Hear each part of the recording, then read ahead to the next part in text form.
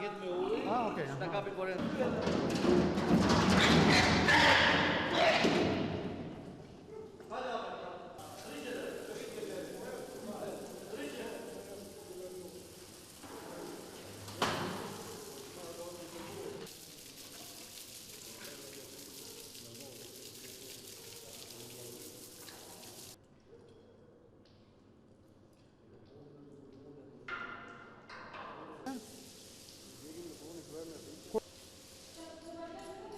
Ju vini kasap këtu në thertoren Ballkan Zoo Fair. A mund shpjegosh lutem procedurën që nga peshorja deri në momentin që juve e përfundoni punën tuaj si kasap? Po, siç e ndoqët dhe ju vetë, u peshuan kafshët, vazhduan u futën tek dhoma e eliminimit, si thuhet, të paralizimit të kafshës me korrent. I therim në shesh, u marrim gjakun për arsye që kafsha mos të vuaj më tepër, i varim dhe vazhdojmë puna në radhë, me radhë pastaj do t'i jepim, do vazhdojmë më tutje. Nesër, cilat janë disa nga metodat që aplikohen për ta vrarë derën? Metoda janë 3-4, ne kemi zgjedhur me korrent, ka me plumb, është edhe me tym që kanë thertoret me kapacitet më të madh. Këto janë... Cilat janë disa nga epërsitë e goditjes me korrent? Me korrent. Me korrent nuk vuan kafsha edhe paralizohet më kollaj, më shpejt. Kur Nesti thot nuk vuan kafsha, keni parasysh ndoshta nëse një kafshë që vuan dhe theret, i bie që të humbas diçka nga cilësia e mishit? Po patjetër, humbet shumë cilësi. Një kafshë kur vuan zihet, humbet të gjitha vlerat ushqyese që ka ajo i produkt që konsumohet dhe prandaj është zgjedhur metoda me korrent. Mos vuaj kafsha se kryesori është që të dalë gjaku sa më shpejt e sa më kollaj, që gjaku mos ngelet brenda në muskull edhe në trupin e kafshës që të nxjihet mishi, të dalë mishi ngjyra. Ti ketë ngjyrën rozë, ngjyrën e bukur, ngjyrën e mishit. Ilia, ju vini kasap në këtë thertore moderne këto, por ndërkohë si profesionist që jeni, çfarë ndjeni juve kur shikoni që shpesh herë në mjedise të ndryshme nëpër Shqipëri kafshët therren në mënyrë të pakontrolluar. Juve si kasap, çfarë shkon ndërmend për herë të parë? Një fjalë të vetme, turp. Është një situatë që duhet të përfundojë. Po patjetër. Dhe në fakt ajo çfarë ne duhet të themi të nderuar shikues dhe të tërheqim vendin për ju, pasi jeni dhe konsumator, duhet që neve të mësohemi çfarë të ham, si të ushqehemi. Pasi shpesh herë produktet na vinë, domethënë, pas një lloj origjine dhe pas një lloj certifikimi. Atëherë, si procedurë, çfarë do vazhdohet me tutje? Këtu kafshës do t'i heqim lëkurën, do t'a rjepim, do t'i heqim të përbrendshmet, dhe do lahet, do pastrohet, do kaloj te thallami tjetër, te dhoma tjetër e përgatitjes, domethënë. Pastaj pastrohet nga dhjami nga të gjitha këto dhe shkon në frigorifer. Të ftohet të jetë. Sa përgatit, për sa kohë përgatitet? Po kjo ka një procedurë, një farë kohë tani me minuta. E ndjekim? Po e ndjekim patjetër.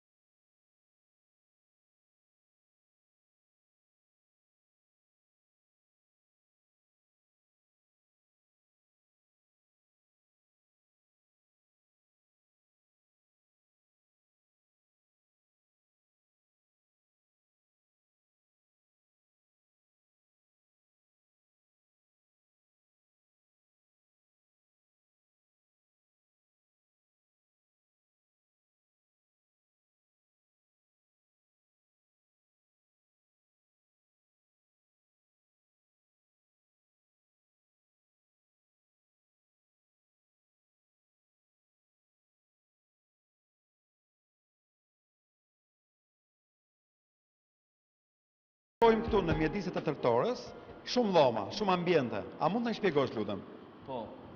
Tani dhoma e parë është dhoma e punëtorëve që para se të fillojë therrja, punëtori hyn brenda në dhomë, ndrohet, vishet, zhvishet, edhe fillon procesi i therrjes. Dhoma e dytë është për pastrimin e lëkurave. Dhoma këtu. Dhoma është edhe magazinimi, po të shohësh, është një dhomë fryferike, që mbajnë lëkurat edhe dhjamrat që janë për sapun. Po, ndërkohë nga ana këtej, Kjo dritarja këtu që shërben për nxjerrjen e mëlçive mushkërive, për larjen e mëlçive dhe të mushkërive, që t'jetë pjesa tjetër është zona e pastër. Zona e pastër presuppozon që mishi këtu kur arrin në këtë pjesë është për të certifikuar, i pastër, i lar, i pastruar, gati për të maturuar. Kjo quhet maturimi i mishit. Mbasi certifikohet mishi nga veterineri, futet në për dhoma frigoferike që ruhet diku ke 5 gradë, bëhet pastrimi përfundimtar edhe del për në treg. kjo këtu është dhoma e veterinerit. Këtu është dhoma e veterinerit. Lam pas një prej zonave të thërtores. Dhe për kënaqësinë tuaj të nderuar shikues, duhet të them se thërtoret moderne kanë dy zona, ku njëra prej tyre quhet zona e piset, ndërsa tjetra quhet zona e pastër. Pse quhet zona e piset nuk do të thotë se ka papastërti, por kështu janë termat në thërtore. Atëherë, a mund të shpjegosh për teleshikuesit? Tani zona e pisët është zona e parë që pam para, që lam mbrapa. Zona atje ku del gjaku, ku prihet, ku dalin të brëndshmet, lëkura e me radhë, këmbët, quhet zonë e papastër. Papastër se dalin gjithë to me turinat, që përfundojnë në vendet e caktuara. Kurse këtu ku jemi tani, duket që është zonë e pastër. Dhe sa po ka ardhur këtu, si thuash, nga Çengelat, përmes shinave erdhi edhe mishi, si thuar, i destinuar për të nënshtruar Kontrollit shërbimit veterinar. dhe këtu në zonën e pastër, në momentet që ka mbritur pra mishi këtu, lart në shinë. Cili është komenti juaj për këtë punë që kryet këtu në këtë mjedis e kanë fjalën? Si rregull, veterineri në momentin që vjen mishi i therrë dhe i gatshëm, i ndarë në çerek ose në dy pjesë barabarta, veterineri kontrollon i merr me radhë duke kontrolluar për ngjyrën, pra që mirë është një mish i pastër, ka një ngjyrë rozë të pastër, a ka procese hemoragjike, që i themi ne njolla vrasjesh, njolla goditjesh, njolla që të ketë ngec gjaku brenda, pa pasërtit ndryshme që kanë dalë nga të mrençmet, edhe njëkohësisht duke kontrolluar edhe për smundje të ndryshme nëpërmjet organeve kryesore që shikojmë ne që janë kryesisht gjëndër limfatike, për smundje që janë zonoze që i përkasin edhe smundjes të njerëzve, plus asaj mënyra prerjes, mënyra pastrimit, mënyra larjes, pas ke ngel vende me gjak atyre, këta pastrohen në rast se është e nevojshme, kurse janë nevojshme procesi përfundimtar që ndron ke certifikimi. Juve sapo vendoset vula tek kafshët e therrura, tashmë të bëra gati për treg. Cila është simbolika e vendosjes një vule dhe simbolika e certifikatës që keni në dorë? Si rregull, edhe në bazë, duke u bazuar në ligjin e shërbimit veterinar, mishi kontrollohet dhe vulloset nga veterineri i komunës, që duhet të ketë paktën 5 vjet eksperiencë pune, pasi ka të bëjë shumë edhe kontrolli pa marrë, për të pa që ky mish është tamam i konsumueshëm. Dhe përveç kësaj, në bazë të ligjit ekziston vula veterinare e shërbimit veterinar me etiketën veterineri zyrtar i komunës zvaqar, si që jemi ne me rastin tonë. Pasi vulloset mishin, veçanti, krerët e im të ne vullosin në 2 krah, duke filluar në shpatull dhe në pjesën e vithave, kurse krerët e trashe vullosin në 3 pjesë, në 3 vule një krah dhe 3 vule në një krah. Pasi vullosim mishin, hartojmë certifikatën veterinare që është një modelar i miratuar nga Ministria e Bujqësisë. Që plotson veterineri i komunës, duke filluar këtë pjesë, të gjithër, edhe pjesën që plotson veterineri i thertores. Po, dhe për çfarë vlen kjo? Veterineri i thertores, kryesisht i thertores, pra private, me rastin tonë që kemi nestin, Ballkan Zoferm, ai kontrollon aspektet e mrençme të problemit, por nuk ka të drejtë vullosje për arsye konflikt interesi. për konflikt interesi, që tjeti kontrolluar nga shteti për arsye takse, shtatimesh e tjerë. Edhe veterineri thertores i brendshmi, kryesisht të ndjek pastërtinë, higjienën, por njëkohësisht është dhe mbështetja jonë në anën specialisti si specialisti i komunës, duke në ndjek procedurët edhe më nga afër, pasi ka dhe raste që mas edhe jemi si jemi për momentin. Pra e ndjek dhe i edhe bashkëpunim edhe bashkë me dy veterinerët. Po kjo është dhoma frigoriferike. Tani këtu ruhet mishi deri në 5 gradë. Mbasi maturohet mishi, ruhet brenda në dhomë frigoriferike, bëhet pastrimi përfundimtar, që mund ta shikosh që bëhet përfundimtar, edhe është për në treg. Është i gatshëm për në treg. Dhe zakonisht rri shumë frigorifer? Besoj 2-3 ditë, jo më shumë se 2-3 ditë. Dhe është dhe me thënë brenda të gjitha standardeve të mundshme për të patur një mish sa me cilëso. Po. Këtu mishi është i maturuar, nuk ndryshon ngjyrën, është i pastër. Ndërkohë këtu pas shpinës tonë janë edhe mjediset e, po themi, të ndrimit, të larjes. Po. Këtu nga mbrapa nesh është dhoma e punëtorëve, që punojnë ke dhoma frigoriferike dhe ke mishi i pastër. Ndërkohë keni dhe ambient të lartë me kamera, me...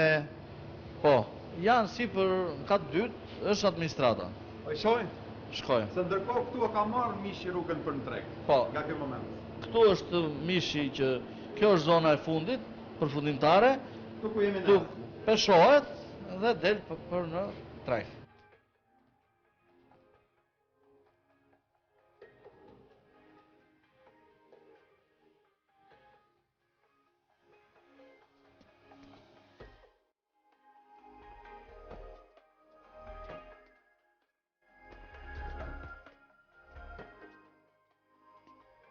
Një impjant modern, si që ishte edhe Balkan Zooferm, sigurisht ka dhe tërurin e vetë.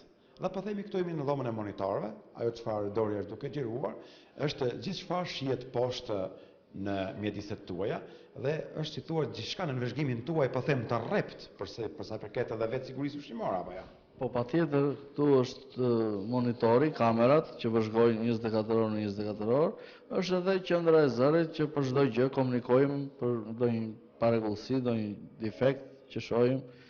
Do thënë, çdo gjë është në survejim. Po, ndërkohë që këtu në këtë mjedis aplikohet edhe vetë kontrolli ose hasapi apo jo? Po, hasapi është vetë kontrolli që çdo punonjës për çdo shërbim që bën, qoftë për nevojat e veta, qoftë për, është detyruar për të regjistruar me shkrim gjatë gjithë orarit punës, 8 orarit punës. Është momenti i nesër të flasim pak edhe për anën sociale të gjithë këtij impjanti këtu, do të bisedojmë pak në zyrën tuaj. Shkoj.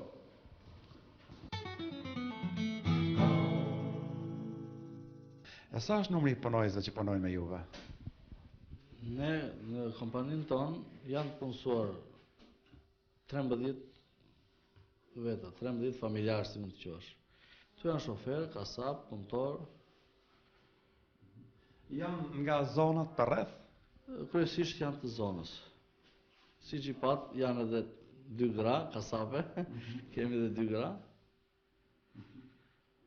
Është interesante sepse po të kemi parasysh faktin se edhe gratë janë edhe më të kujdesshme në punë se sa meshkujt. Po, kjo është vërtet.